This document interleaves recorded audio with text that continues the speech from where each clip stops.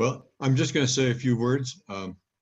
We have been interested, very much consumed with the concept of what our office interactions are going to be like post-pandemic, and we've had one speaker Peter Coffey, who kind of addressed that to a degree. And our members continue to have a great interest in this area. And we were fortunate to find John Nugent, who is very active on LinkedIn and runs a group, and is also kind of an expert in the training area. And he's been focusing on this very topic for a significant period of time, and has published some really great materials that I believe are helpful to kind of navigate how we're going to manage ourselves and manage our teams going forward. So with that, I will introduce John, and please take it from there. All right. Thank you, Roger. Can everyone hear me clearly and see me? If you can't, just put it in the chat that I either need to speak up, speak slowly. I'm from the Northeast, so I speak a little fast. I want to elaborate a little bit more on what Roger's introduction, on Roger's introduction. And before I dive in, I run a LinkedIn group that has over 10,000 members. The life science group is also very heavily involved in technology. It's the validation and regulatory compliance professionals. And over the course of the last 18 months, I polled the group members about what the most important career issues are in their lives. And one of the top issues has been issues related to the pandemic. Excuse me. Particularly as it relates to hybrid and remote work. And the stress, the burnout, the ambiguity, all of that has caused a lot of consternation for my members. And can you allow me to share my screen now? Yes, please go ahead, John. Okay, cool. Allow me a couple of minutes to, well, not a couple of minutes, but allow me to prepare for this.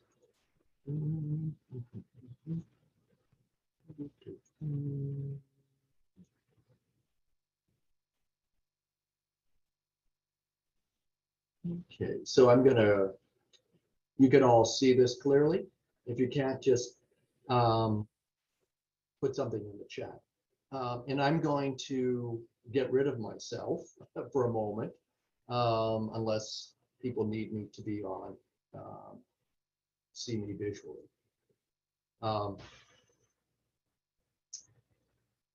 The challenges of the past year have pushed people to do what they once thought was impossible. The members in my own group have told me that these events that they're experiencing in their lives has been transformative. And that transformation isn't over. When I say transformative, I mean from a career as well as a personal sense. But now that people have seen what's possible in a remote and hybrid work world, the idea of completely in-office experience seems outdated. And many people and organizations are moving to a work-life reimagined. In our discussion today, we'll learn how you and your organization can address hybrid work scenarios and implement policies to support that environment, whether it's remote or hybrid. Because until the coronavirus vanishes as a severe threat to your health, my health, and the safety of your coworkers, we'll be managing, organizations will be managing a large share of employees who work remotely for some time.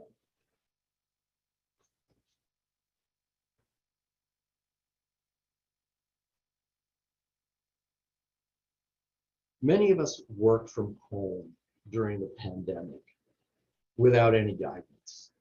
We were winging it.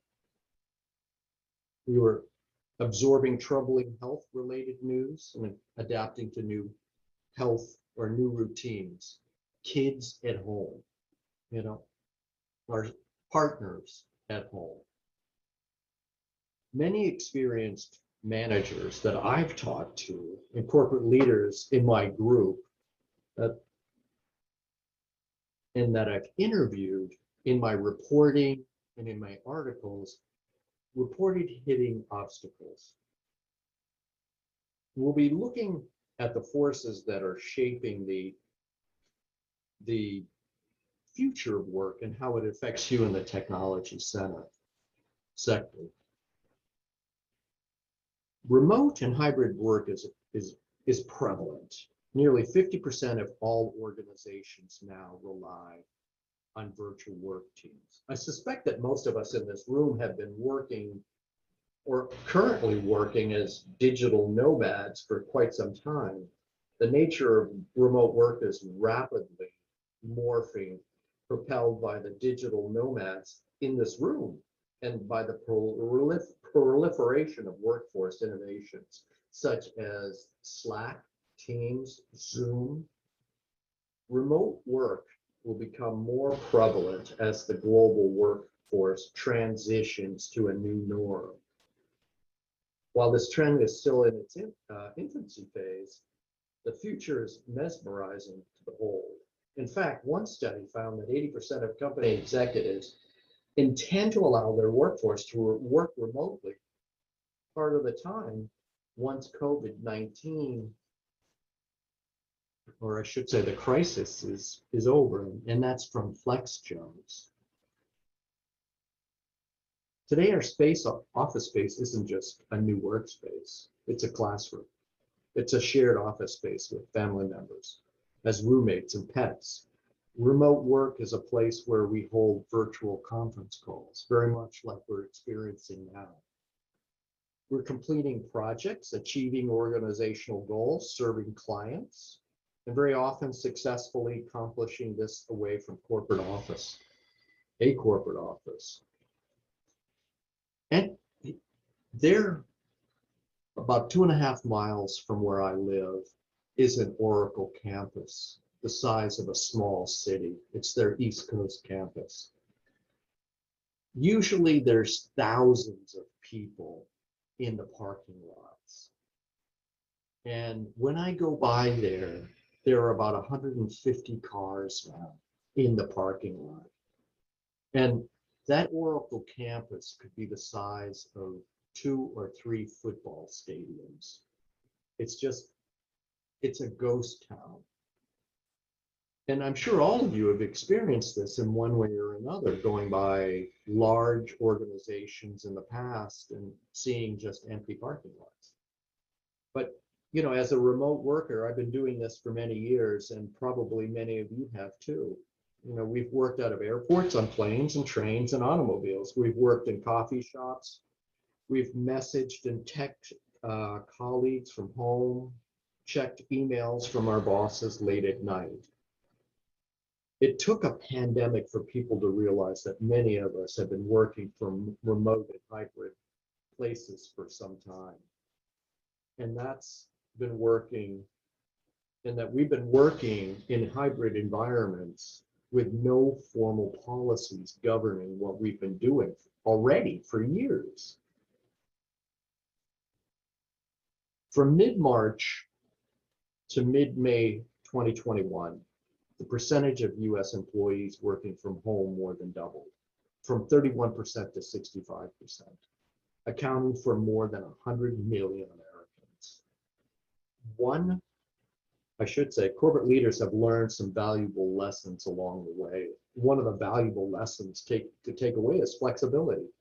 Expecting workers, professionals like you and I, to commute to the office 5 days a week will largely be a thing of the past for many companies, at least for now. While some companies will embrace fully remote models, others are opting for a hybrid work model that gives employees more control over their schedules while still maintaining some in-person office time. And of course, there are some companies that want everyone back in the office, regardless of the circumstances. Companies are instituting policies to enable people to work wherever and whenever it is the most productive. There's some key issues here, but it's still a work in progress. And company leaders will need to fine-tune their strategies as they take on the new challenges, like employee well-being, a tightening labor market, and the prospect of new COVID-19 variants. Shifting to remote work means implementing policies, but these policies often cover who's eligible to work remotely, communication, expectations, and what we've been discussing is data security rules and legal considerations and more.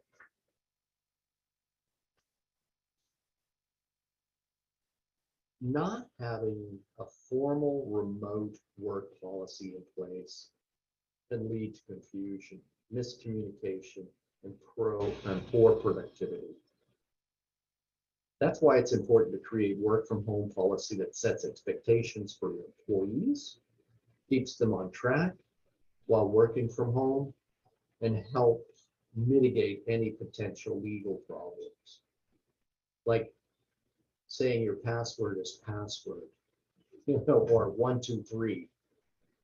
There's no one size fits all policy for remote work. The issues remote teams often experience in terms of working together effectively from different locations, time zones, and preferences are similar to the challenges team managers have in getting the best out of everyone, even when people are in the office.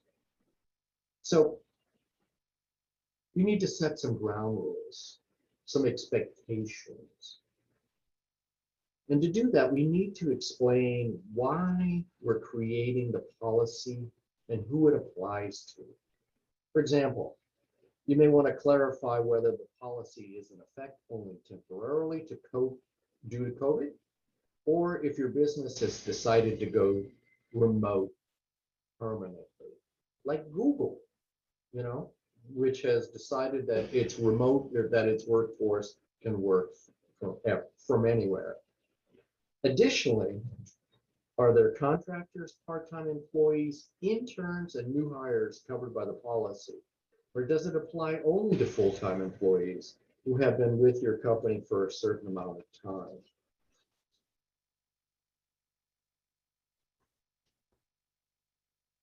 Even if your business is remote entirely, there may be some eligibility criteria you want to include in your policy, as I just previously mentioned. For example, will employees need to live in the same city or state where your business is located, or can they move anywhere in the world?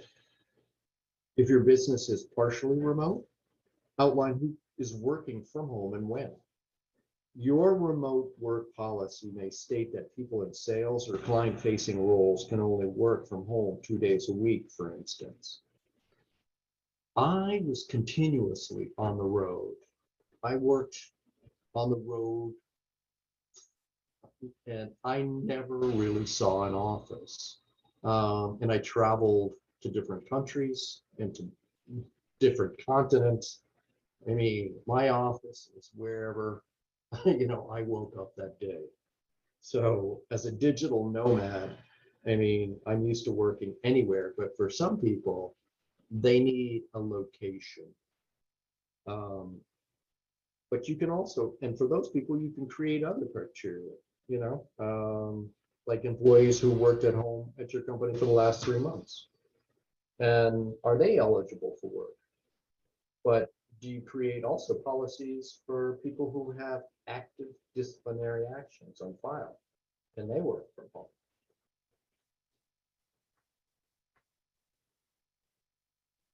Some positions may not be suited for remote work, including jobs that require employees to use certain equipment that can be, that can't be replicated at home, or can't documents that can't be accessed out of the office, legal documents, HIPAA documents, you know, or regularly interact with customers and clients. My LinkedIn group is a life science group, and you can't take the lab home. I mean, it's just impossible. So how do you accommodate that? There's a research component and there's a lab component. How do you plan for that? So those are considerations that people need to consider. Expectations that some people have, like, hey, I can do research at home for 2 or 3 days and come into the office and come into the lab for 2 or 3 days. Finally, explain how eligible employees can request to work remotely, including the steps in the approval process: written request, meeting with a supervisor, HR, formal agreement. This is particularly important for California because California has some of the strictest fair labor standards. And one of the most obvious problems with remote employees, it's hard to know how many hours they're actually working out of the office. If workers are salaried and exempt, like many of us here are, this isn't a big deal. You know, they'll get paid the same regardless of how many hours they put in at home or in a hybrid environment. But if your employees are paid by the hour and are eligible for overtime, the Fair Labor Standards Act violations could be one punch of the time clock away. Even if you instruct your employees not to exceed 40 hours a week, they still must be paid overtime if they do. And keeping tabs on the activity is significantly more difficult when they're out of the office. But there are ways you can keep them on track. At the start of each remote day, ask them what they'll be working on, with whom, what hours they're active. And another good idea is setting hours when no employee should be checking email or logging into the computers or doing other common work-related activities. How often do I need to stay in touch is the number one answer or question I get related to work, hybrid and remote work. Not so much from organizational leaders or team leaders. They ask a different question. That question essentially is, how often do I need to stay in touch with the people on my team? So we need to set expectations around response times to emails and pings. Make sure to consider time zones and workload, even as the most successful employees may have a delayed response time. You can put a number on this. I need you to respond to me within 2 hours. Or keep it more general by asking a phrase like, quickly as possible. So how often to stay in touch? Studies show that nearly half, 46% of remote workers, believe that the best managers are the ones who excel at frequent and consistent communication. Consider addressing this in your policies, right? For example, you could issue a statement in your remote work policy that managers should establish daily check-in calls with their teams.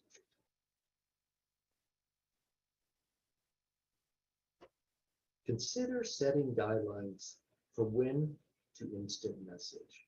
A lot of us are operating or communicating with Slack, Teams,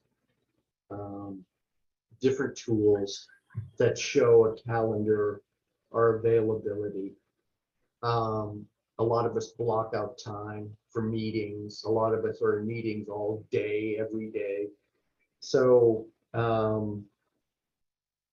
you could use these tools, for example, which are great for communication and ask, and they're good for asking one-off questions while team meetings often require screen sharing and face-to-face video, you can actually send a quick note to a colleague. But in terms of expecting that colleague to respond immediately may not be appropriate.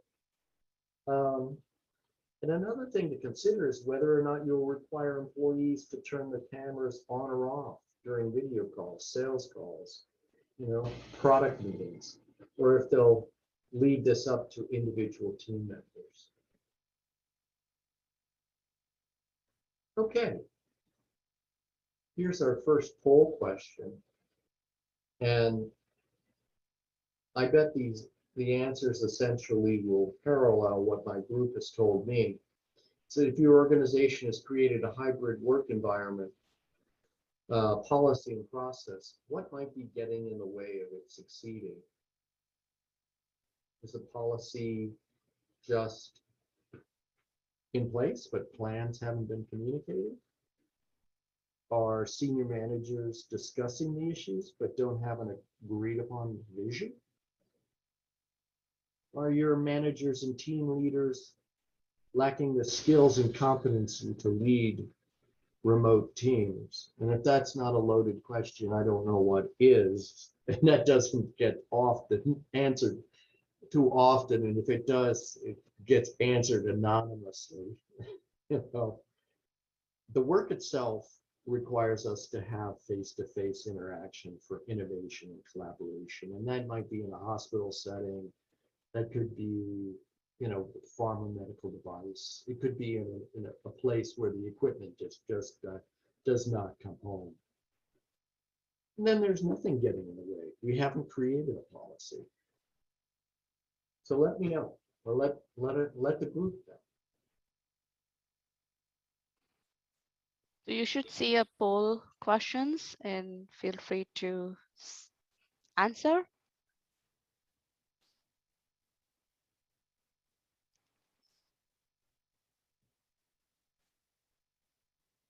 It's getting interesting. You're seeing results? I'm seeing results, yeah. So I'll just a few more seconds and I'll share it with everyone. Oh, good. Yeah, it's a lot to read. I think that's why everyone is reading and then answering. It's like, what does this guy write a book? No. I thought it was yes or no questions. So I'm going to end the poll and share results with everyone.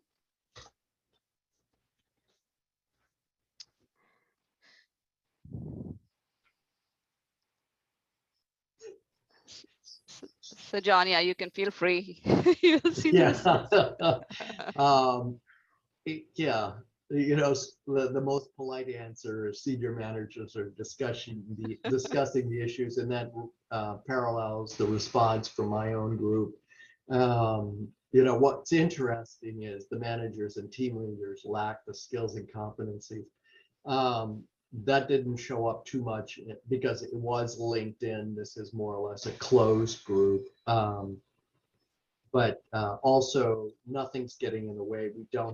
We haven't created a policy runs neck and neck with senior managers or discussing the issues.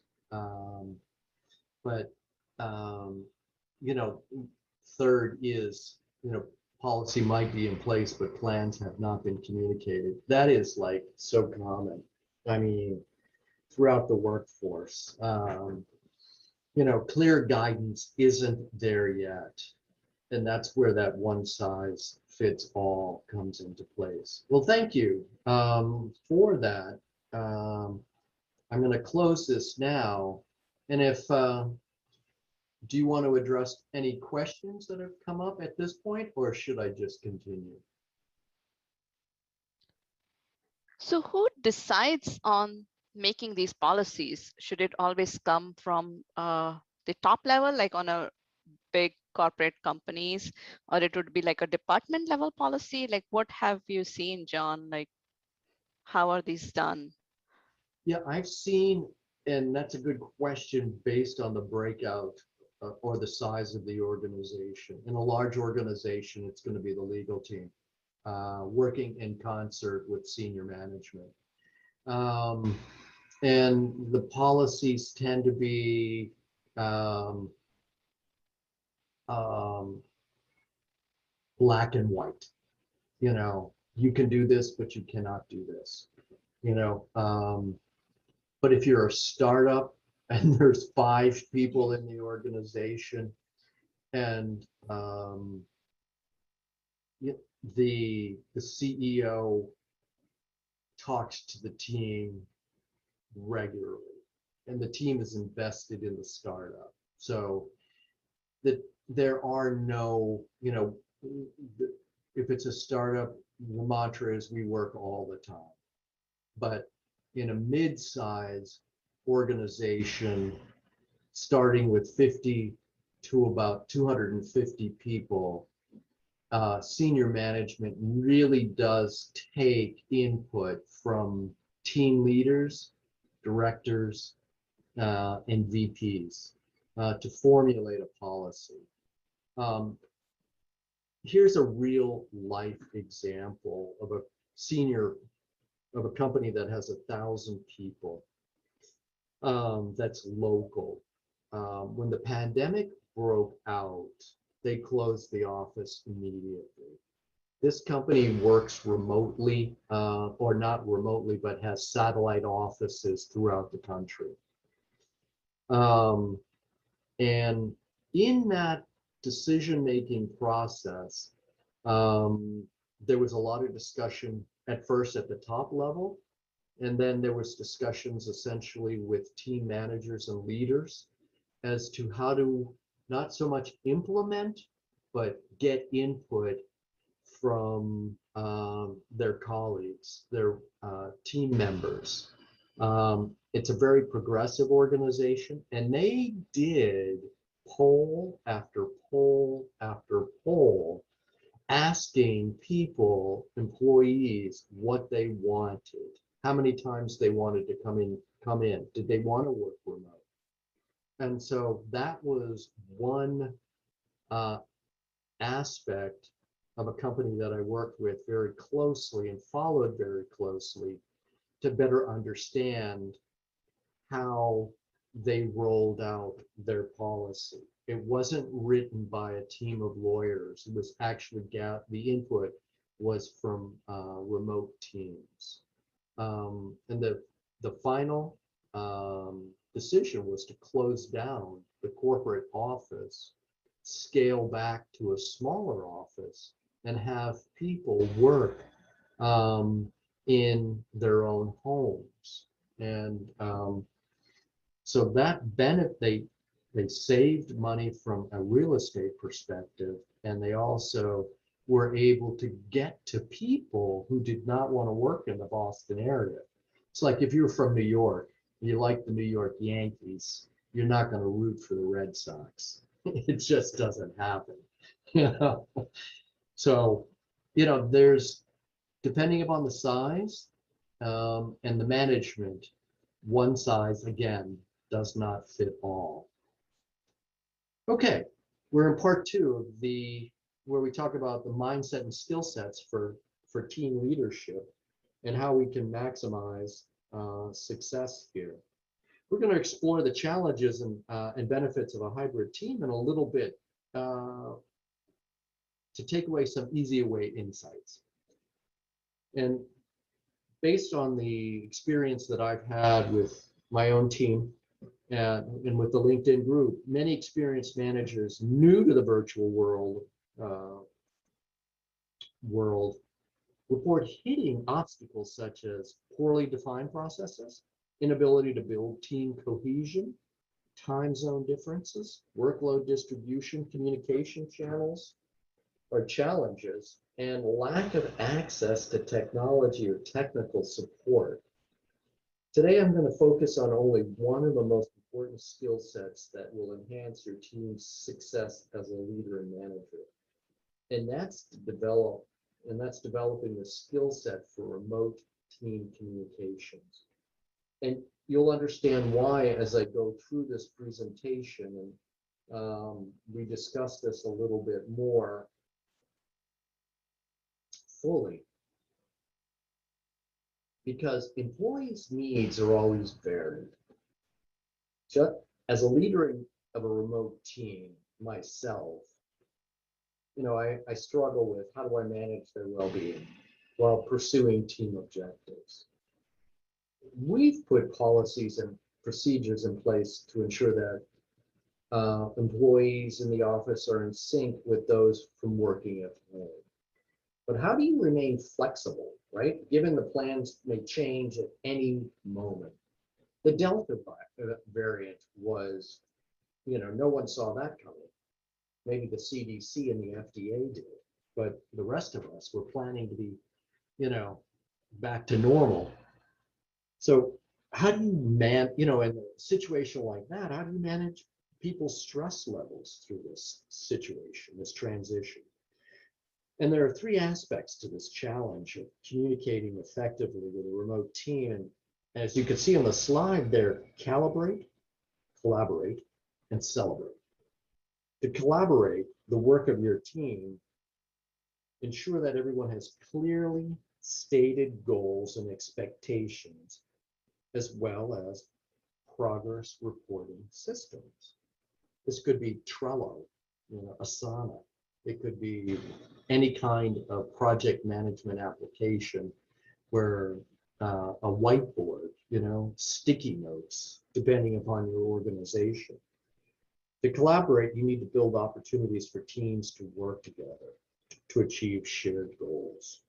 And to celebrate, virtual leaders plan time to appreciate and recognize results of the team.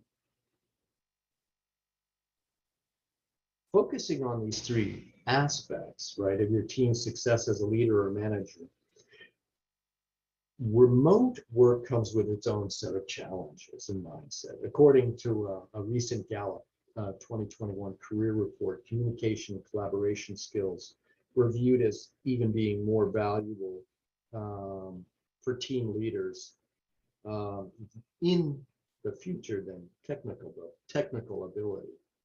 Technical ability for frontline workers is critical, but the ability to communicate and collaborate for team leaders is valued even more than their technical skills.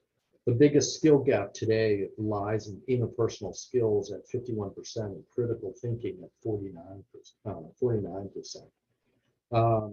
Especially if you've worked in office roles, adapting to setting your own schedule, moving your communication to a digital environment, and learning that you can actually be very productive from bed can be difficult. I have a 23-year-old son who entered the workforce this year, and his first office was his bed. So we implored him to get a desk. Let's look at three ways that hybrid and team leaders can effectively develop the skill sets and mindset to collaborate with their remote and hybrid team. For starters, any newly remote team leader should immediately begin setting up communication norms and guidelines. This means coming up with a list of communication expectations like daily or weekly check-ins and communication protocols. As a team lead, you can help to have a draft of instructions available so that everyone knows when and where they need and what they need to do in order to, with their other team members and leaders. It's like if one cog is out of sync, the team is out of mesh, it's out of sync. Making sure that things are as explicit as possible is key. Make sure that any communication requirements expected by the team members are laid out. Team leaders, right?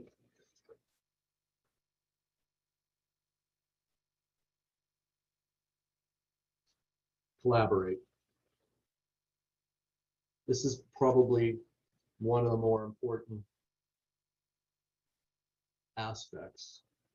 You can be able to communicate, but if someone on the other side is not hearing you, how do you collaborate?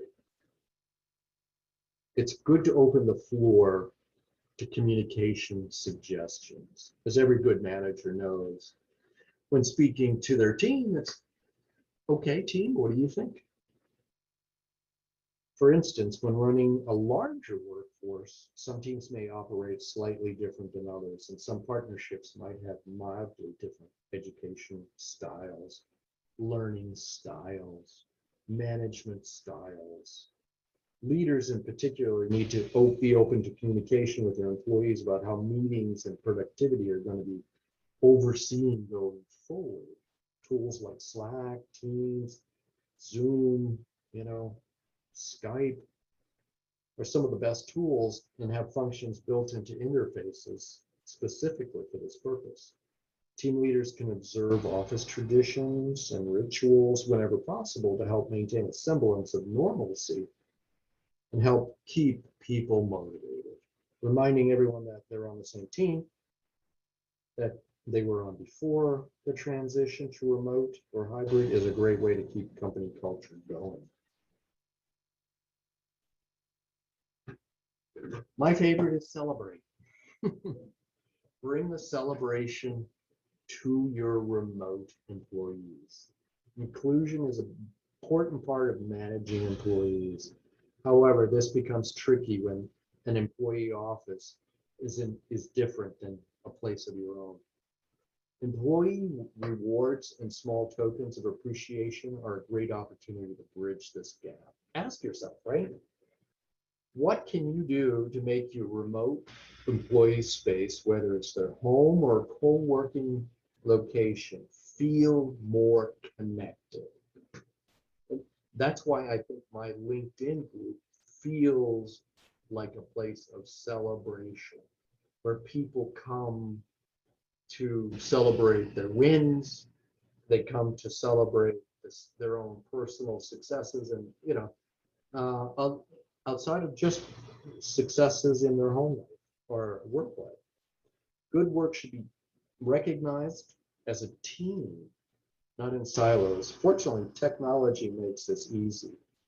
One company I know has, on Fridays, they celebrate by having coworkers bring the beverage of their choice to a Zoom meeting. And you might think, oh God, Friday, another Zoom meeting, but they actually enjoy it. And the Gallup research says frequency and relevance are particularly important as employees who do not adequately feel recognized, they're twice as likely to quit in the next year. And to put all of this in perspective, I've got a guide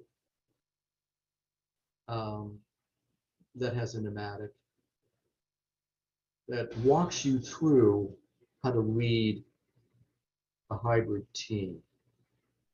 And it's in each one of these, like grow trust, we can outline how to do it. And in terms of, I offer this to my LinkedIn group. I just love little guides that help them manage their lives, check boxes. They're mostly scientists and technology people, so anything that will allow them to check the box is something they really value. So I'll make this available to AITP and they'll send this out to you. So because virtual team members may tend to feel isolated with the daily connection and clarifications that can be made working in the same physical location, it's vital that goals and targets are clearly communicated. The skilled virtual leaders report that they spend more time communicating and clarifying assignments in detail, checking for understanding and agreement, and tools like, again, that there's a myriad of tools that allow that, but clearly communicating stated goals allows team members to focus on what's essential without wasting their time on unnecessary tactics or activities.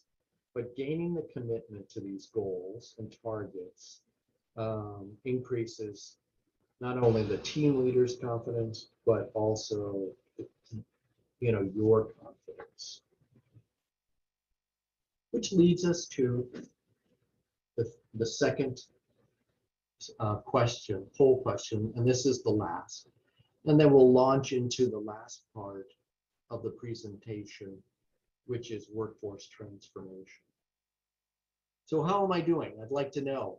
I mean, should I speed it up? Go faster? Go more into detail? Please let the panelists know.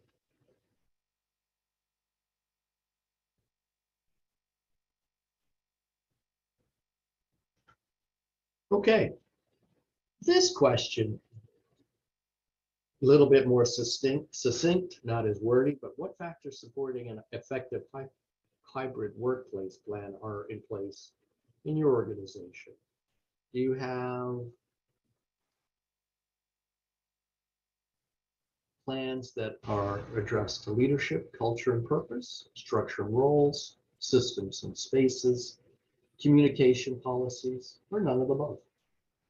If you were a startup, you'd probably say none of the above. If you're a large organization, you'd probably be leadership, culture, and purpose. Not to, but what I'm interested to find is your take on the situation. Mhm. So a few more seconds and I'll share the results. Yay! All right. Here we go. Oh, nice. Excellent. That is very good. I'd be interested in knowing what systems and spaces people are referring to. If they could put that in the chat box, that would be interesting. Are they using Slack, Teams, coloring book, crayons? Oh. It's interesting to see like communication policies is like 0. Yeah, yeah. Oh, yeah. That's why I focused on it, because it's like almost non-existent. It's like, but anyway, I'll move on. So part 3, the last part of the presentation and discussion this evening. And I think that relates to everything that we're all doing. We want to know, hey, are our skill sets relevant today, and will they be relevant for tomorrow, no matter where we are as a husband, wife, career person, getting back into the workforce. The challenge for today's professionals and organizations is to keep an eye on the trends that are happening in their hybrid and remote work environment, and prepare themselves to reskill. Yeah, given everything that's going on, right? How do you prepare? Let's look at those forces that are shaping the future of the work in the technology sector. And my group is heavily technology focused. And to prepare for today's presentation, I researched specifically about the future of work in technology.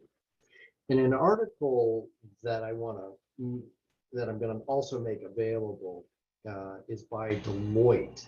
It's called The Future of Work and Technology, how technology leaders can reimagine technology work, the workforce, and the workplace, because that resonated with me. And the author posed 3 different questions.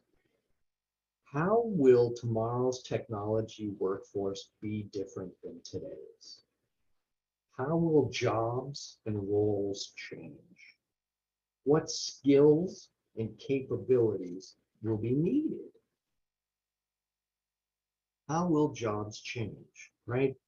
The skills, including setting clear goals and communicating expectations, soliciting and acting upon feedback from team members, creating greater connection and visibility, especially for virtual team members, are crucial to succeed in any work environment.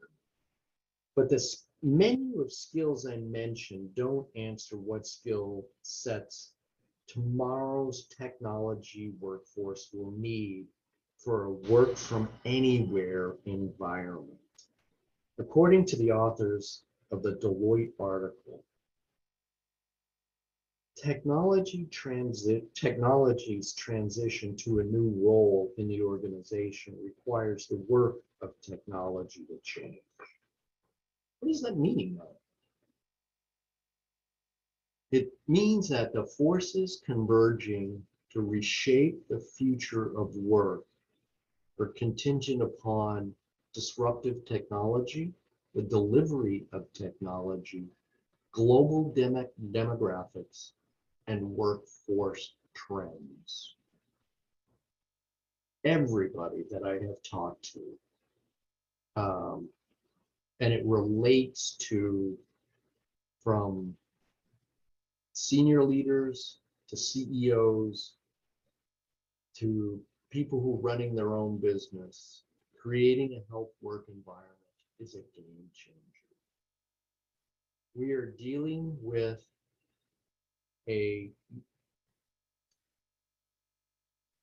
such a sea change in mental health that technology alone is not going to be the single greatest factor reshaping businesses, industries, and markets. Technology's role is shifting to that of a catalyst for business strategy and transformation. And it's changing the expectations and delivery of technology and blurring the lines between business and technology functions. But the single greatest trend is creating a healthy work environment. And we're dealing with a multi-generational workforce, more diverse talent. Global talent markets are transforming the labor market in general, and in technology workforce in particular.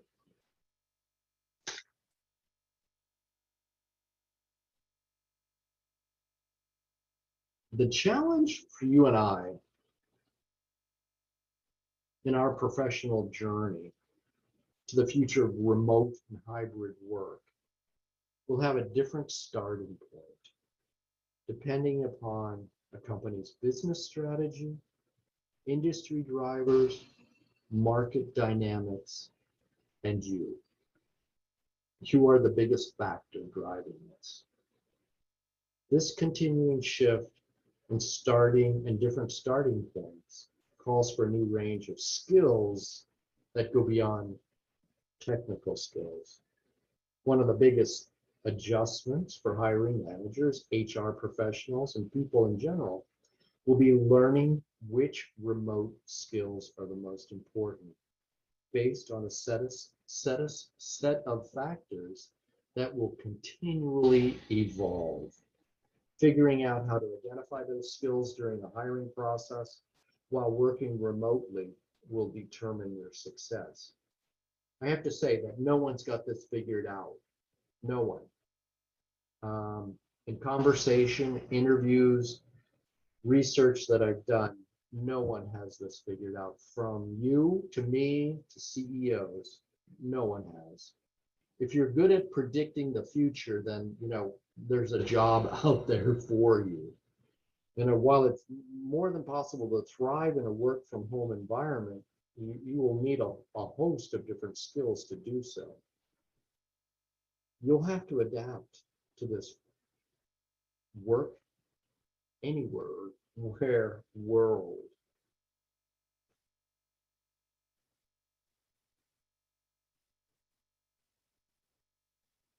Some people thrive working from home, while others really struggle. And the difference is in the ways in which they adapt to their new environment. Those who struggle to try to work remotely in the same ways, and this is an important point, please hear me. Those who struggle try to work remotely in the same ways that they worked in the office. Those who thrive understand that working from home or in a hybrid environment is an entirely new ballgame, requiring new techniques and strategies. The challenge and the focus of this discussion is that one size does not fit all. The skills businesses might have valued 5 or 10 years ago will be transformed and have been transformed. In order for you and I to succeed as digital nomads, hybrid, remote workers, we need a selection of personal and professional skills. While technology and virtual work itself has advanced in recent years, our preparation to work virtually has not.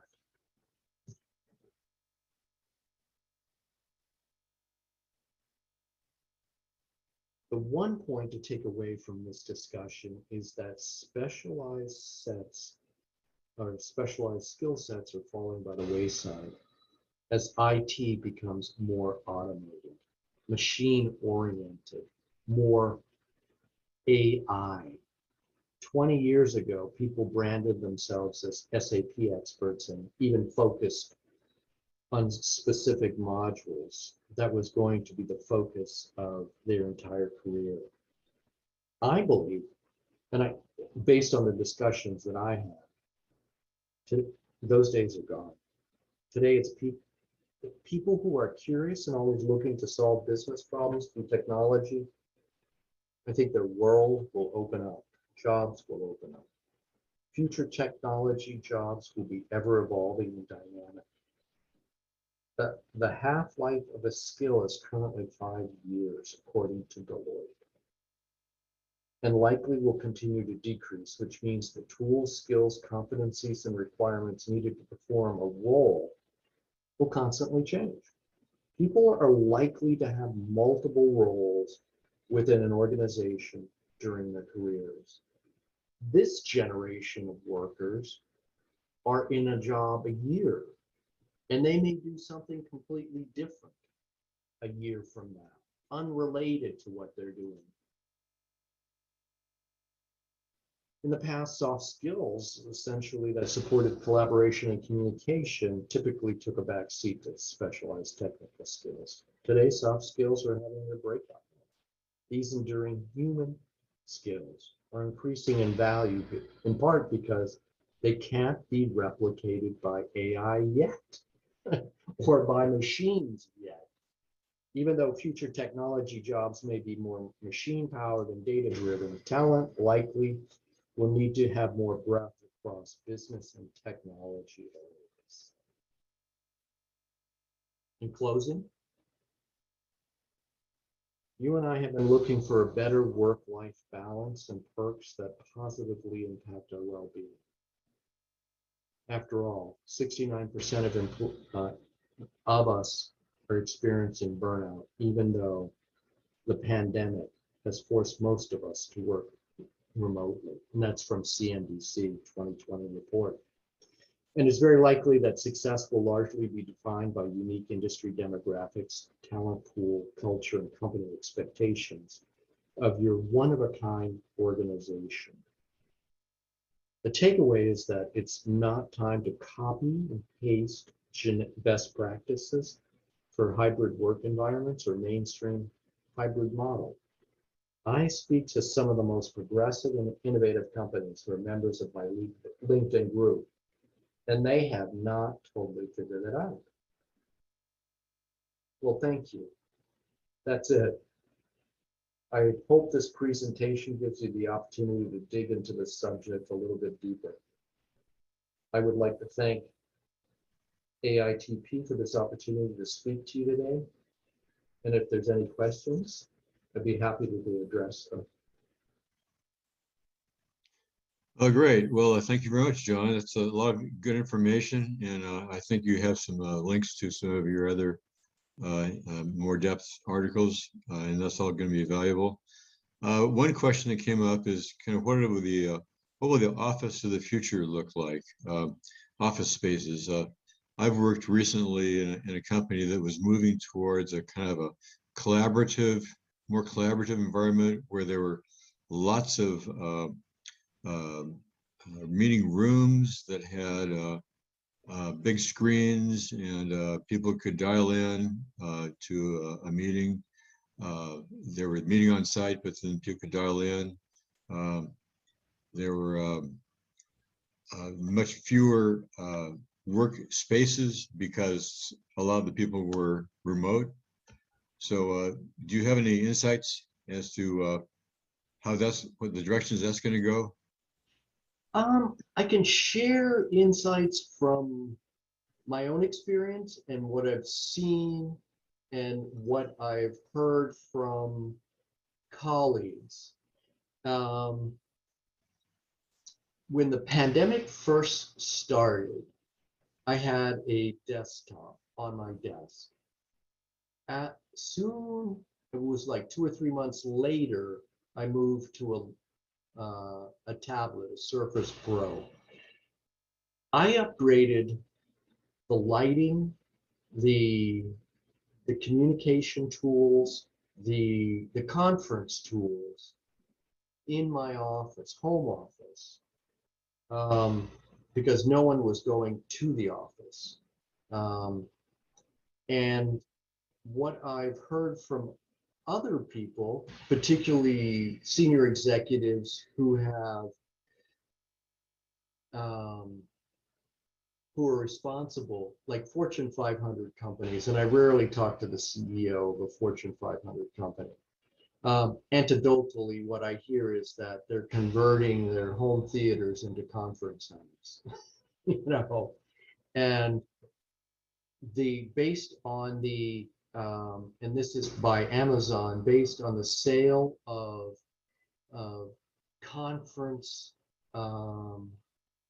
tools that have skyrocketed. People have moved from beyond a camera on top of their desktop to fully functioning office conference tools.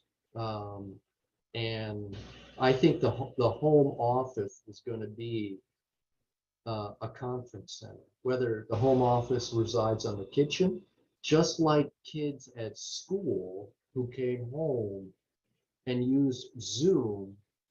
Zoom created meeting rooms that were password protected and branched out into other areas. And I think that in terms of what I hear is that companies and people remotely, you can't do this at a Starbucks, but you can certainly do it in a co-working, co-located and remote office setting, is to have better conference tools, improved lighting, improved cameras.